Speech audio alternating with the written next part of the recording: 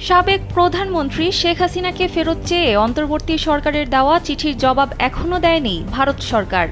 দিল্লির চিঠির উত্তর পেলে পরবর্তী পদক্ষেপ নেবে ঢাকা। পররাষ্ট্র মন্ত্রণালয়ের মুখপাত্র রফিকুল আলম মঙ্গলবার দুপুরে মন্ত্রণালয়ের সাপ্তাহিক ব্রিফিংয়ে এ কথা জানান।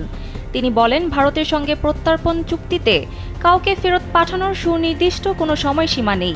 চিঠির বিষয়ে দিল্লির জবাব না পেলে আবারও তাগাদাপত্র পাঠাবে সরকার। এ সময় মুখপাত্র রফিকুল আলম বলেন, নির্ধারিত সময়ের মধ্যে জাতিসংঘের তদন্ত দলকে প্রয়োজনীয় তথ্য দিতে পারেনি পররাষ্ট্র মন্ত্রণালয়।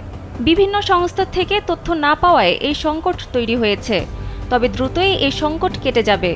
ভারতে গিয়ে পোল্যান্ডের স্টুডেন্ট ভিসা নিতে কেউ কেউ হয়রানির শিকার হচ্ছেন জানিয়ে তিনি বলেন, ইডেন বে কক্সবাজার সমুদ্র সৈকতের উপর নিজেদের একটি ঠিকানা। মাত্র ৫ লাখ টাকায় আপনিও হয়ে যেতে পারেন এই হোটেলের মালিক। ঢাকা থেকে পোল্যান্ডের ভিসা ইস্যু করতে দেশটির সরকারের সঙ্গে যোগাযোগ শুরু করেছে বাংলাদেশ দূতাবাস। শেখ হাসিনাকে দেশে ফেরাতে এর আগে সোমবার দিল্লিকে চিঠি পাঠানোর কথা জানায় পররাষ্ট্র উপদেষ্টা।